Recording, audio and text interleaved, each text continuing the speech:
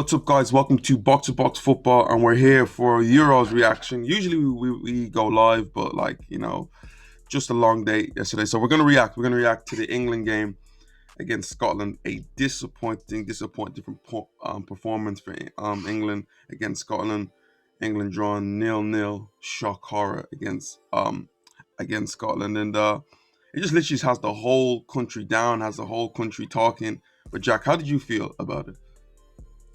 Really split, James. Like super split. I have two sides of my personality with England, it feels like. So one of them is we've played two games and we've not conceded a goal. Okay, not against France or Germany, but we've played two teams and not conceded a goal, right? And we're in control of our group. And if we want to finish second, if that's a thought process for Southgate and the setup there, then I think it's in our hands to do that. So that's okay, because we're the last team to play in our group. So we can kind of manipulate it to try and finish second to avoid the big guys. So I'm thinking, okay, cool. And then the other flip side is, James, it's the third lowest team in the competition. It's Scotland. We're at Wembley. We're England. It's a losing mentality to go into a game thinking, okay, we want to try and finish second. We want to try and finish second. I don't know how many times you and I collectively have seen that Gaza goal to build up the game and try and make it this huge, dramatic, like, oh man, this is the first time in ages. It's this grudge match, blah, blah, blah.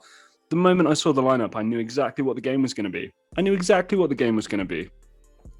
One kind of contentious point, and I don't know whether we want to talk about it now because we're just starting this conversation, but I'm absolutely sick to death of Phil Foden and Raheem Sterling for England. I'm so over it. These guys are so overrated at this point. It's unbelievable. And it's this Man City setup, and they're not comfortable outside of it. They are not the same players outside of Pep Guardiola and that Man City team. And I'm not trying to call them bad players. We know they're good players. But this is not the same. The amount of times that you see Raheem Sterling, Phil Foden square up a fullback, turn around and play it back to our fullback or holding midfielder, I just go, what the hell are you guys doing? Grealish comes on, dribbles at somebody, beats him, then gets fouled and wins a free kick. And I looked at my friends and I just went, well, that was nice. Now we got a free kick on the edge of the box and we got a chance to put the ball in and try and score, get Kane some delivery. So very frustrating game to watch yesterday. You know my thoughts on the double pivot, especially against a team that we're much better than. I do not understand why we're having Rice and Phillips when the likes of, James, I'd love to see Rice next to Mount with Foden playing 10.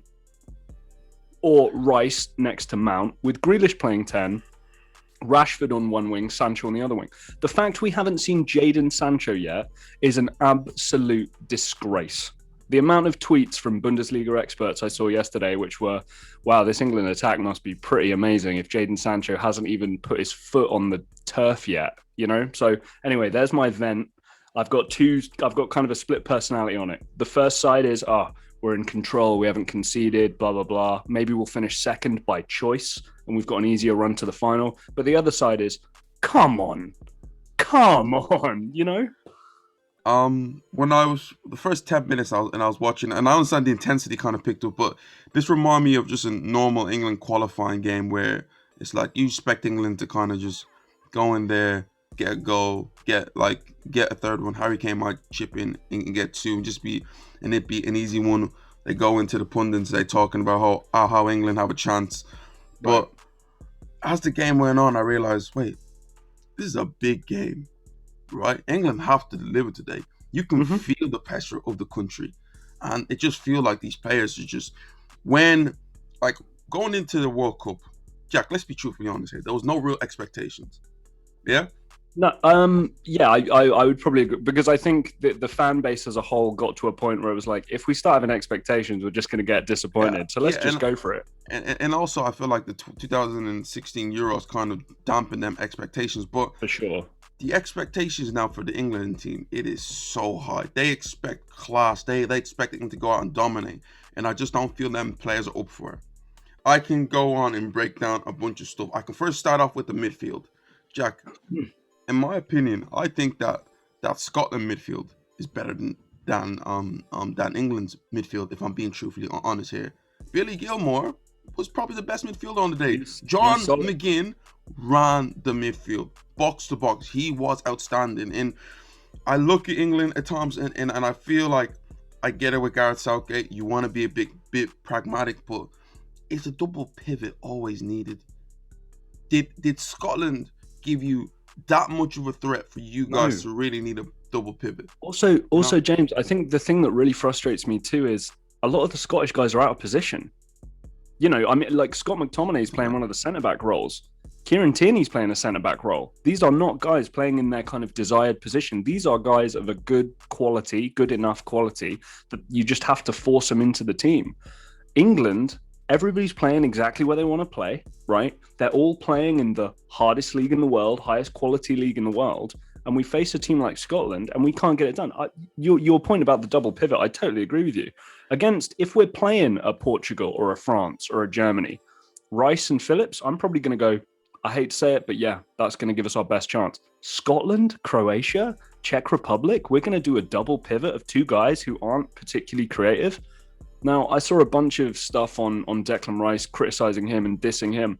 Look, Declan Rice does a lot of things that people don't really acknowledge on the pitch. When the fullback goes forward, Declan Rice will fill in. When the centre back goes forward, Declan Rice will fill in. He does a lot of unseen good work, which is why I think he is generally respected as a really good player. But again, why are we like giving all these traits, these But fantastic defensive traits at home against Scotland, the third worst team by rankings in the but whole tournament? but I look at it from this point of view. When you play against Croatia, Croatia are still a team that still want the ball. When you have a Luka Modric in there, you're gonna want to dictate the ball.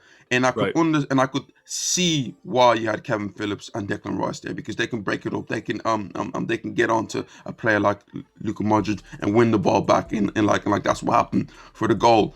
But a team like Scotland, who virtually played five at the back, there was no need for a double pivot in that situation. To me, Calvin Phillips and Declan Rice sort of do the same thing. Calvin Phillips is a bit more industrial and likes to get about the pitch a bit more, but it doesn't give you anything different. I right, said in my head that Billy Gilmore could probably slot into this England team and make such a difference right now. In that situation there, in my opinion, you put like a Declan Rice in there, and then you add an extra attacking option. And right. that's a problem at times, I feel, with this England team. You want to see England take a chance. Just take a chance. Just be a little, experiment a little.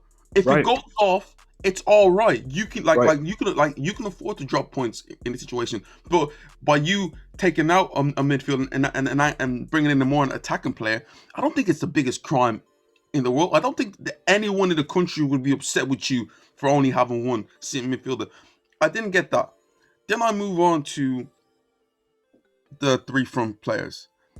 See, Yeah, here's where I want to talk to you because the whole video so far, I've agreed with all the stuff you said. yeah. I feel Okay, I'm really down on Foden and Sterling right now, and yeah. I need you to either give me a reality check or I don't know whether you're Okay, going to agree with okay, me. Or, okay. Let me first talk about the elephant in the room, and to me, the most important thing in when we're having this whole discussion, Harry freaking Kane. okay, For England to be successful, they need to get the best out of their best striker, and right. arguably the best striker in this competition. Jack, I don't know what's been going on with Harry Kane. I wasn't impressed with him in the 2016 Euros. He was awful. Yeah, Right, I get it. He was top scorer in the World Cup, but I don't think he played well. And even he will tell you that he wasn't the most mobile. He didn't have the best right. game. Yes, he scored. Penalties, And bad teams you he know, played against. Yeah, listen, like he got away with it. But now you're captain. We want you to lead this team. You had a great season. Why does he look lethargic? I wouldn't say disinterested, but he doesn't look fit. He isn't like holding the ball up and bringing players in and making them late runs like he did for Tottenham. He isn't turning and taking shots. Like Jack, I think he's had what, 8 shots, 0 on target. James, it feels like he's had 8 touches, let alone 8 shots. No, I don't even think he's had 8 shots, to be fair. I think he probably had like No, two probably shots. not. You know, Just to say though, James, I'm not going to. I don't feel comfortable criticizing Harry Kane because, as far as I'm concerned, none of the players that should be finding him are finding him. The only person trying to find him is Mason Mount. That's the only person who's trying to find him. And he's trying to be the only creative player in that team because Sterling and Foden play it way too safe. I'm absolutely sick of watching those guys play. And seriously, remember Pep's comments on Jack Wilshere about, oh, we got about 50,000 of those in Spain. That's how I feel about Phil Foden right now. I feel like Phil Foden is a dime a dozen across the rest of Europe, across South America. I feel like there are loads of players like him out there. And he has done absolutely nothing outside of his Man City performances to justify to me that he is this great golden boy next player that everyone is telling me that he is. And unless he's in that cushy Pep Guardiola system where everybody's on the same page, they're all playing very advanced level football, tactically, technically, all this kind of stuff. You cannot tell me, I don't think, that Phil Foden or Raheem Sterling at this point in his career are good players outside of that system. I haven't seen anything to prove that. Well, I feel like Sterling on like one hand, he wasn't great yesterday. He did score the goal against Croatia, and I do feel like he was a threat. You look at his England career; he has had a good England career, but I look at what England have. Yeah, I look at players like Jack Grealish. I think that out of all these players, he is the one that needs to start the most. He is the number one guy. He's the boy. You go onto Twitter, I think about probably 90% of England fans want Jack Grealish on the pitch. I look at a player like you mentioned, Jadon Sancho, Jack. How in the blue hell does he not even get a sniff? He is. Someone asked me like, "Oh, what player would you wanted to see the most in this whole England team?" Jadon Sancho was the one. I look at this team, and especially the way Scotland set up, you want players who are going to take them on. You want players who are going to give you something different. Phil Foden, I'm sorry, Phil Foden is not a technical player, but he isn't going to take a fullback down the line and get in a cross. He isn't going to light a fullback up, beat him in like have a shot. He isn't that guy. To me, he's nice and technical. Play 1-2s around them. England need to be a bit more industrial with their play. I think in the situation now, would you not bring in a Marcus Rashford? You want to be a bit more direct in this situation, you know? But here's the thing. I just want to temper everybody's expectations a little bit. I've got the group in front of me, which is why I'm on my phone. I am still listening to you. Group D, Czech Republic, England, Croatia, Scotland, all played 2. Czech Republic and England have won 1 each, drawn 1 each, so 4 points. Croatia and Scotland, drawn 1 each, lost 1 each. England are currently sat second, which would mean we avoid that group of death. And the next match is against Czech Republic, who are ahead of us. Now, the only scary thing that could happen is if a Croatia blow out Scotland, absolutely blow them out, right? That would be an issue. But Scotland are obviously going to try and win because they want to go through too, right? So you would imagine England do have a chance here to thread the needle, finish second, and have the easier route through to the semis, etc., where we're going to be playing at Wembley the whole time. So I don't think, James, I agree with everything you just said, but on Tuesday, I don't expect any different. Maybe the fullbacks change. Maybe Maguire comes in for Stones or Mings. I still think we're going to have Sterling and Foden start. I really do. Jack, okay, I get it. And if you're really looking at it in hindsight, I don't think people should be that crazy. People should be that angry about the situation. But the performances to me are worrying. Yes. In hindsight, you look at the points, fourth, you're gonna go through. That shouldn't be a worry. But when you look at the group, when you look at where England are, Gareth Southgate doesn't even know his best team yet. No. And when you're 2 games into to the group stages in a week's time, you guys are going to get into knockout stage, and you don't know your best team yet. You don't know your best star yet. I'm like, this is worrying. It's seriously worrying. And I'm hoping, James, that he's trying to finish second. That's the only way I'll let him off. Again, I'm not. I feel like that's a very, very bad attitude for any club or any person to have. I agree, but if that's what his goal is, and he's achieving that goal, then far be it from me to tell him otherwise, because he's doing a good job at what he wants to do. But that's the only reason I'm letting him off. What I hated, James, was the build up and the gusto and the, oh, we're going to see a classic. We haven't seen a classic international home nations game for a minute, especially one that's mattered. This is going to be an absolute blowout. Scott McTominay is going to be karate kicking John Stones in the head. Like Kieran Tierney's going to pop off against somebody. Like there's going to be red cards, Can't yellow cards. listen. Can't tell you was fantastic. So was Yes. John McGinn. Yeah. But does it worry you to look at the England team and just say, and I hate this excuse. This is terrible to me. They look tired. Calvin Phillips looked tired to me.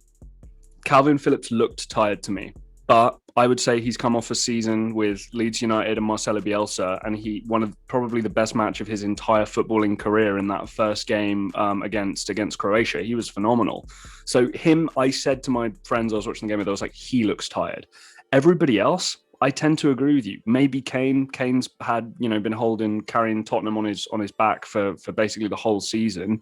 Maybe he looked tired, but I agree with you. I don't like that narrative. I don't think it's true. I want to get into the Foden thing though, James. The Sterling and Foden thing. You agree with me there? You think I'm too harsh?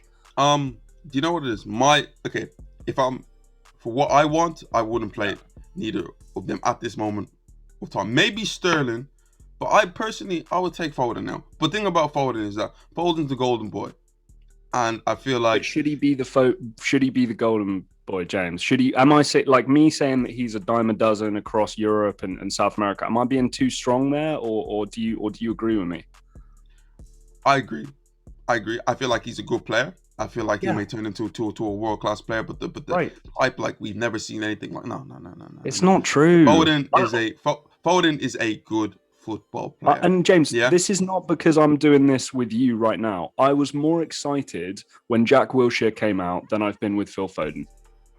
Now, Jack Wilshere didn't live up to it, and Phil Foden might. Okay, we all know why Jack didn't live up to it. Like, right, Jack kind of did, but at this point of each of their careers, I was way more excited about having Jack Grealish play for England, or seeing him at Arsenal, or move on from Arsenal to do greater, better things. Obviously, we know where he's at now, but the Foden hype, I do not understand it when you've got Jadon Sancho.